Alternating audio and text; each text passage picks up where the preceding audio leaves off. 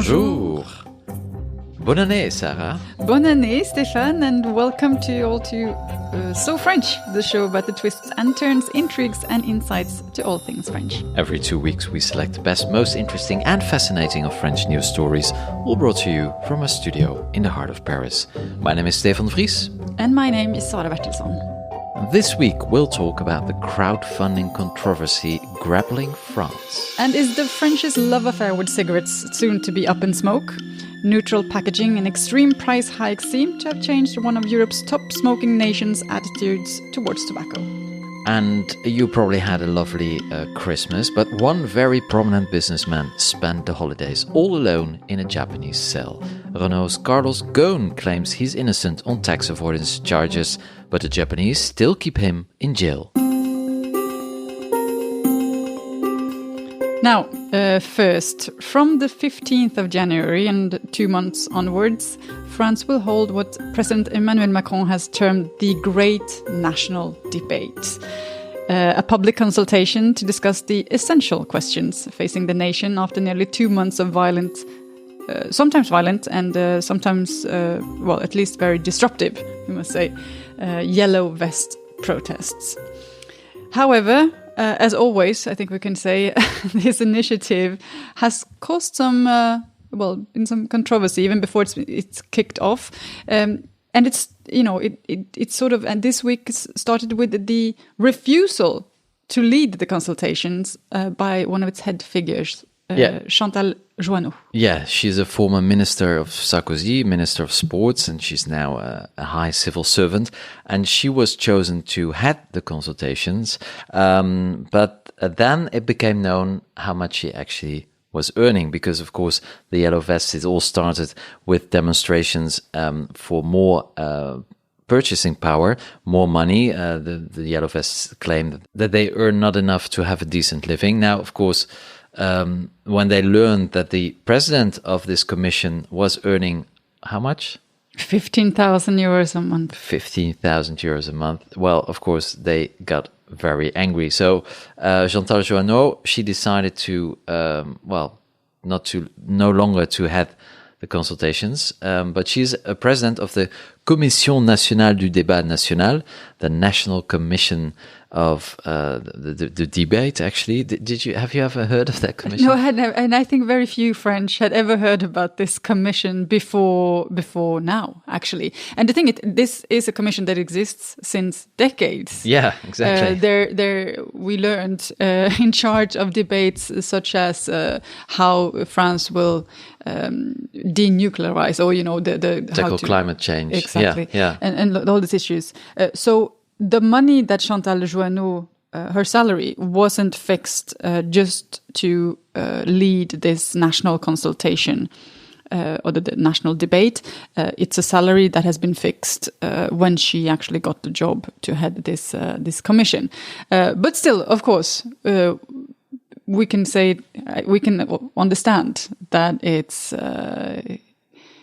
a bit controversial. Yeah, it's about the same salary as as Emmanuel Macron, the president of the Republic, and they're about. It also got known that there are about 500 civil servants in France who earn more than the French president. So it's yes, and that's the thing. And this is nothing, but maybe it's sort of symptomatic as well, and it shows the issues. Well, the base of what the Yellow Vest movement is about. That you have actually so many civil servants that are making these kind of salaries. Now, this is a controversy about the salary, but there's also a controversy about the topics. What's this national debate actually about, Sarah? Well, it has been decided that you cannot debate anything in the national debate. Oh, that's nice. Democratic. So there are 4 topics that had been set up by the government. Yeah. It's the green transition, tax issues, democracy and citizenship, and the organization of the state and public services.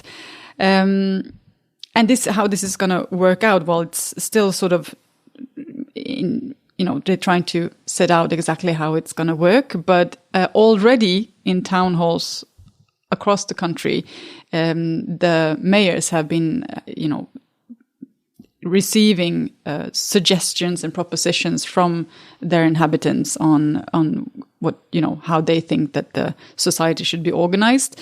And a couple of them have already actually been sent through to the government. And what we can see so far is that many is regarding the social justice and financial justice, lowering politicians' salaries, for example, and also then civil servant salaries, or those who are the privileged in society, we can say. The reinstatement of the tax on wealth, which we remember was abandoned by Macron. Mm-hmm. A halt to some of the tax cuts for businesses, that's also been put in place by Macron, and previously, before him, we can also say by his predecessor, François Hollande. Nationalization of the country's highways. An increase of the minimum wage, known here in France as the SMIC, and more money to social welfare programs. And all these suggestions will then have to be treated and put into some kind of local debate that everybody likes. Yeah. Yeah, but it's of course completely. This is not what Macron wanted when he was elected, of course. So he's acting very hastily. It's in a reaction, actually. So he's not in control anymore. Well, one can wonder how. Yes, as you say, this was the major suggestion that he came up with when he gave his speech in the beginning of December to react to the Yellow Vest protesters. And what we can see is, of course, that it's not very thought through, because it's 65 million people living, all citizens in France. To create a national debate is very complicated, and to create a national debate in a month, or to organize it in a month's time during Christmas holidays and everything, is of course almost impossible. But what's also interesting is what will not be debated. Yes, because there are restrictions. So the government is basically saying when and what you're allowed to say or not, and what say. You're not allowed to say. Yeah, exactly. So what's on this well, list? You're not of allowed taboos? to talk. You are not allowed to talk about same-sex marriage, for example. You're not allowed to talk about the right to abortion. You're not allowed to discuss the death penalty either. And there will probably be some other topics that will be added to that list. This has, of course, also been very criticized.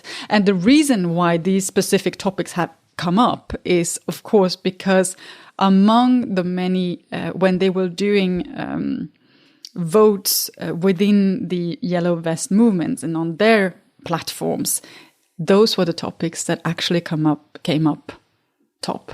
Yeah, but we've seen already that some lobbies are more or less hijacking the national debate. And this is what the government is trying to put an end to. You were mentioning the same-sex marriage, but that's, of course, the Manif pour tous of a couple of years ago. And they are very active as well now, again, on the online platforms to influence this national debate. But the government is not taking that into account. Now, of course, how is this supposed to work, as the government has promised to push through its reform plan? And then at the same time asking suggestions from the French population. What's going to happen when... It's very confusing because, of course, when you have one of the topics being tax issues, for example, Emmanuel Macron and his government, they already have a very clear idea and reform plan for France. So, and they're saying that they're going to push through with this agenda because he was elected. He was elected on this agenda, of course, and this will then happen at the same time as we're having this national debate, where they're saying, "Well, we really want to get suggestions and ideas." It's quite. I think it's quite confusing at the moment to see where these suggestions will actually end up and how influential they will be on the government's politics. Absolutely. And at the same time, the economical time bomb is still ticking because unemployment is still rising. There's very low economic growth. The protests have cost billions and billions of euros to French businesses. About 50,000 people I read in the Le Monde that are temporarily unemployed due to the protests of the Yellow Vest. So the economic cost is very high. And of course, this country, as many politicians say and many analysts say, is out of money. So it's going to be extremely complicated. It looks like Macron will be totally, paralyzed actually for the next 3 years that's left of his mandate. What do you think? I don't know. Well, he doesn't act. Well, he's saying he will not be paralyzed. At least he's promising to push through with his reform plan. So, of course, we will see what everything will be depending on what happens with the yellow vests. Of course, they are planning a new act, as they call it, of their protests this weekend. Again, last weekend we saw a surge in number of protesters after sort of a dip over the holidays. Last weekend we saw more than 20,000 more protesters than the previous weekend. So of course they are gaining some momentum, and it doesn't look like they're willing to give up or to stop their protest until they see some very clear and real improvement of their living conditions. And in the meantime, Macron is hiding in his castle in l'Élysée, and he's only communicating through Twitter. So it's and he's supposed to go out next week to launch the national debate. But of course, I think there will be many protests, and the security measures will be very tight. But we're also waiting for his letter to the French. Oh yeah, that's true. Yeah, he's going to send us a letter, right? Yes. Unless if the postal officials are on strike. Yeah, that always can happen in this country. But it is a very sad turn of events, of course, if you remember how enthusiastic a lot of French people were when he was elected, and especially in the rest of Europe, just a young leader of this country, and now nothing has really left. Vous écoutez So French. You are listening to So French.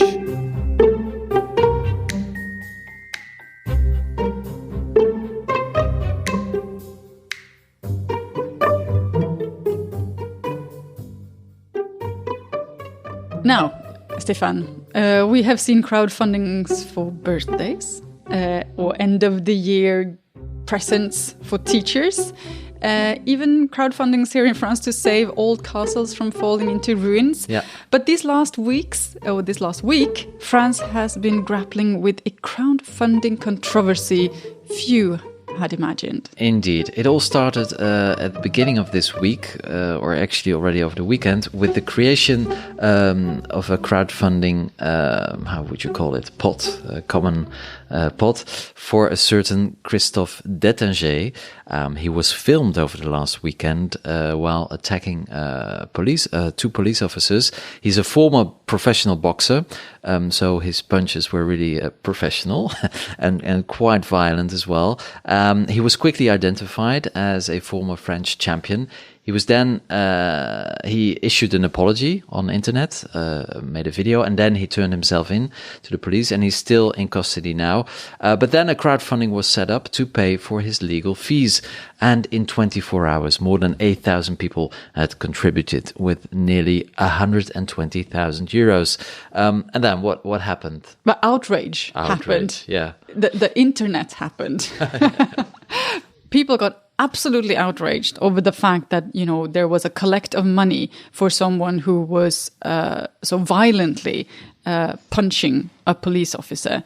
Not only general citizens, or normal citizens, of course, police officers and the government, we should say. The government saying that this crowdfunding was disgraceful and it encouraged violence against the police. Now, Litchi, which was the host of this crowdfunding, they initially actually defended it. They say that they're, as a platform, are neutral.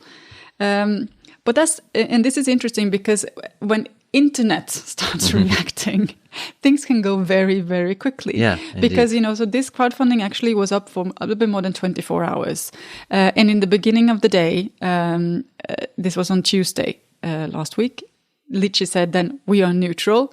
After a couple of hours, they're suddenly no longer that neutral because then they hid the amount that was collected.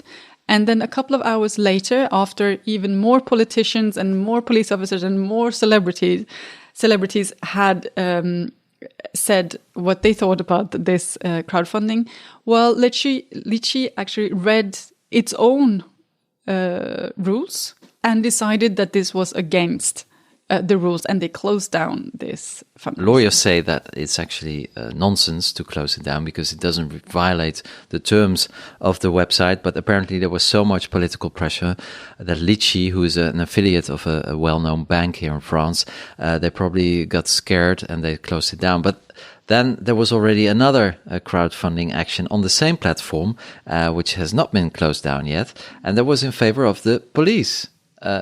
And how much money is there already? Well, so as you said, this was put in place by a president of one of the southern provinces, regions here in France, and a couple of days after it was created, it is now at 1.4 million euros, and its organizer says that it's a beautiful example of solidarity, and it is to benefit the more than 1,000 law enforcement officers that have been wounded during the demonstrations over these last 9 weeks. I say that those numbers come from the organizer himself. We don't have the official numbers of injured law enforcement officers. But of course, this raises very interesting questions, I must say, I think, regarding the long arms of the state. Yeah. I mean, as immoral that you can think it is to create this kind of fundraiser to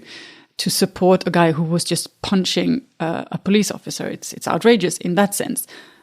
But there was no incitement for violence in what was written on the actual fundraiser. No, it was really to support his legal fees and his family. So, and you could also argue that the crowdfunding for the police is also basically supporting violence against citizens. Now, that's another debate, but could it fall? Because the French police is very violent compared to other police forces in Europe. But nevertheless, that crowdfunding campaign is still open. So apparently, Litchi has different measures, but the director of Litchi said that it wasn't because of external pressure. Of course not. Of course not. He was just applying their own terms. But once again, these terms are completely... But it's interesting to see how this debate is really, I work in a newsroom where we were talking a lot about these crowdfundings, and it's interesting to see how different people, different opinions, and how it really it's a very divisive and interesting issue to discuss. And it's another polemic within another polemic. Every time there's a little thing that dominates the news for 24 hours, and then there's a new thing, and at the same time, like I just said, this country is just, the economy is suffering. So this is the battle of crowdfunding, a new battlefield of the yellow vests.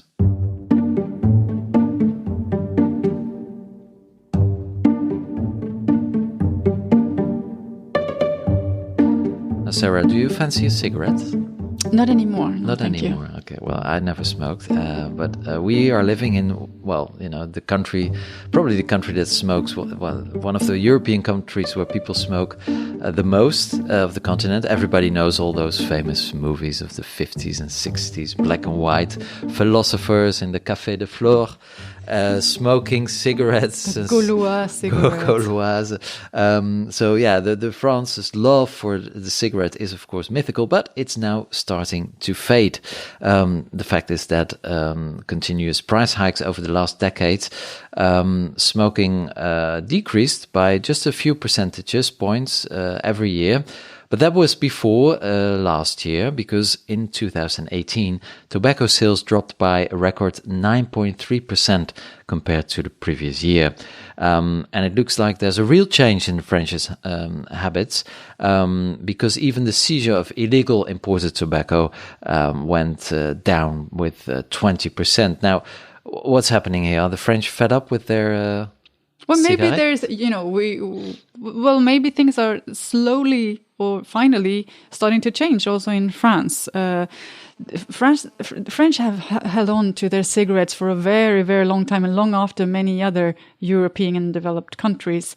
And it's interesting to see that, suddenly last year it was this major drop, and it looks like there's a real drop in the tobacco use, because there's always this talk about how people, when it gets too expensive, people are going to start to illegally import instead. But since the seizures of the illegally imported tobacco also dropped that much, it looks like there is a real change of the habits.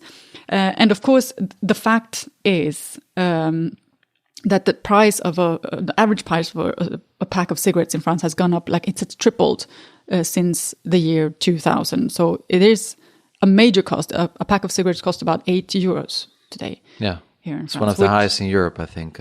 It is pretty expensive. Yeah. And also you have these laws that were put in place in 2007. It became illegal to smoke indoors and in public places, etc. So I think that all of these measures are starting to pay off. And also the fact that since last year, since 2017, there's also this neutral packaging in France where you no longer have the branding of the cigarettes. No, and sometimes with horrible photos on it as well. Exactly. Yeah, and then you have the e-cigarettes, which is very, very popular in France. And I think that it is proven that many have actually swapped their tobacco cigarettes for the e-cigarettes. Now, it's not absolutely clear how healthy the e-cigarette is, but what most experts seem to be saying is that at least it's better to smoke an e-cigarette than to smoke a tobacco cigarette. Yeah, there are many shops. In every street has at least one e-cigarette shop. So why do they smoke so much? Actually, the French.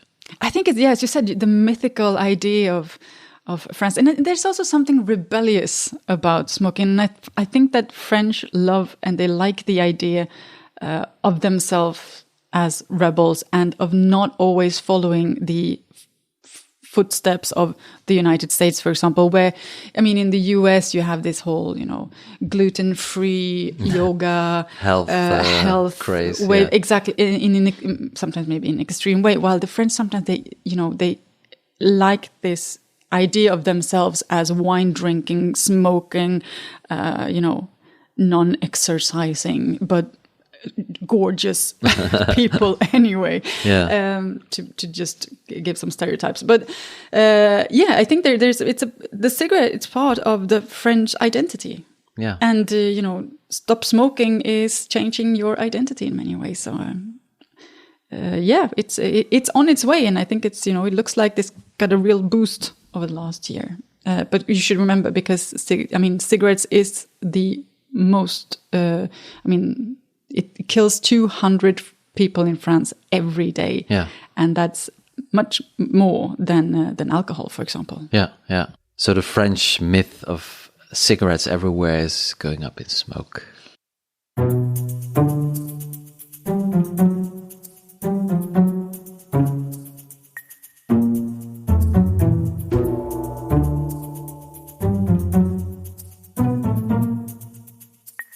The president of Renault Nissan, or now only Renault, Ghosn, is still in prison in Japan for almost 2 months already because he's there on tax avoidance charges. He was one of the most prominent CEOs in the automobile industry in the world, and now he's spending his time in a Japanese prison. What's the story here, Sarah? What's going on with Ghosn? Well, he's trying to figure out himself, as it looks. But he's accused by the Japanese authorities of having actually minimized the salary that he got as the CEO of Nissan, and also of having used company funds to cover some of his personal losses that he's made. Very serious accusations, of course. That is all denied, we must say, by Ghosn. But that also comes in a very, in a quite interesting context, of course, because apparently there is and has been for a long time a sort of a power struggle within the Nissan company, and where, some people in Japan has been against Ghosn, and especially a difference in culture, and where Japan has a much stricter culture when it comes to salaries, for example, than the Western countries. Yeah, and of course he's denying all the allegations. He appeared in court this week in Tokyo. He appeared to have lost a lot of weight, but pretty good health.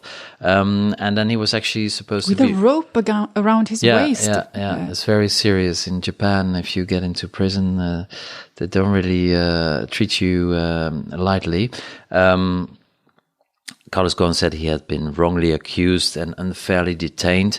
Now he was able to get out today, but then the Japanese authorities came with new accusations. Slapped on some new accusations. So it started all over again. So Carlos Ghosn is still in prison. He was already fired as the CEO of Nissan.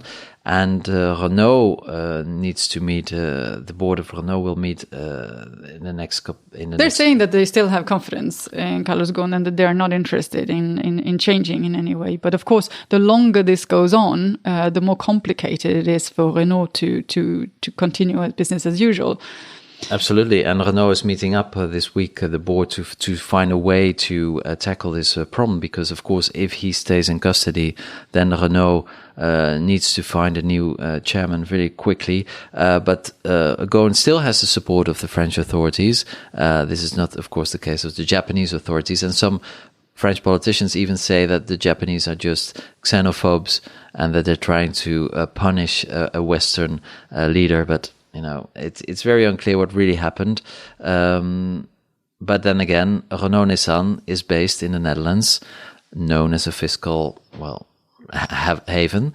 What was interesting this week as well is that it actually came out in the public that Carlos Ghosn, then one of the faces of one of France's most known brands, which is the Renault car, actually did not pay his taxes in France since the year of 2012. Yeah, and he's a fiscal resident of the Netherlands. Now, Renault Nissan is also technically a Dutch company, so it makes sense. But of course, it raises suspicions about the fact that Carlos Ghosn may have been indeed a tax avoider, or even, a tax evader, which is illegal. But, this would be interesting. We haven't heard anything from Emmanuel Macron so far in this case.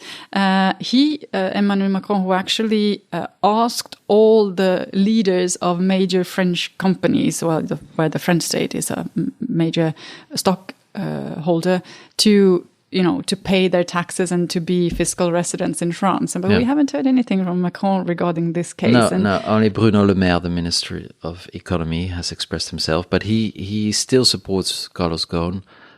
We'll see what this ends. But in the meantime, Carlos Ghosn is still waiting for his trial in a Japanese prison.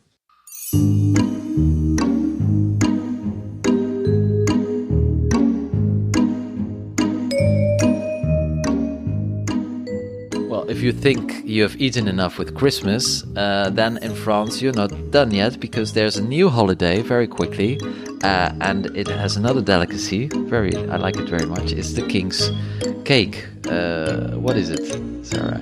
Well, the King's Cake is the patisserie that you eat for the Epiphany here in France. It's a delicious cake, quite heavy, we must say. But what's funny this year is that some very smart person managed how to combine this very popular patisserie with a very popular celebrity. Yeah. Johnny Holiday. Johnny Holiday. Johnny Holiday, yeah. Here he is again, the late national rock hero who died a little bit over a year ago. What did he do? Did he come out of a cake? It's difficult to put him in the cake in person. Well, no, because he passed away in 2017. But the special So how did he end up in the cake? How did he end up in the cake? The special thing with the King's Cake is that inside the cake you actually have this charm. Well, a fève is called here in France. It comes in different.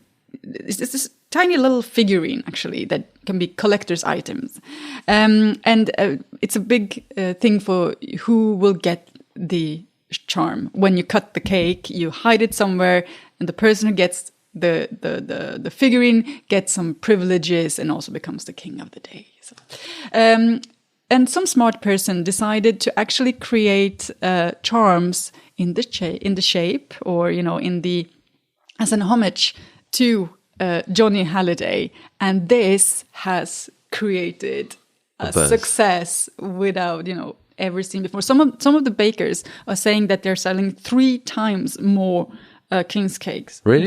than usually, thanks to these Johnny Halliday charms. Incredible. And just to say that every French family will eat at least once a king's cake during these holidays. So it's already a very famous one. These charms, they come in different shapes and colors and forms. Of course, you have the portrait of Johnny Halliday, you have the guitar, you have the motorcycle, or you can even have the album. Voilà. And there's only one manufacturer Really? of these charms. And he bought the rights, or how did it work? They concluded some kind of deal with Yeah. those who have the rights to the merchandise for Johnny Halliday, and they first produced 300,000 charms. They quickly had to up it with another 300,000, and then above that, on top of that, another 200,000. So for now, there are 800,000 charms that are, and they're here in France. You say ça part comme de petits pains. Yeah, indeed. And only in a couple of days, because you eat this cake like the first 10 days of the month. Exactly. And it's amazing. Do you think Johnny Halliday would have loved this kind of homage? I don't know. Honestly, it's not very rock and roll. No, it isn't. But I mean, at the same time, maybe his family, I don't know if they're getting some money from the merchandise. I have no idea about that, but at least his fans are delighted. Well, that wraps up this edition of So French. We hope you have enjoyed it. Please follow us on Twitter at So French News. You can listen to us on iTunes, Spotify, Stitcher, and even on YouTube. And don't forget to rate us on iTunes, and please leave a review. That way more people will find us. And if you happen to be in Paris, you can also listen to us on air on World Radio Paris. And if you like French music, check out our free playlist on Spotify, which we update regularly. Just search for So French Music or click the link on our website. We'll be back in 2 weeks with a new episode of So French. We hope you'll join us then. Thanks for listening. Au revoir.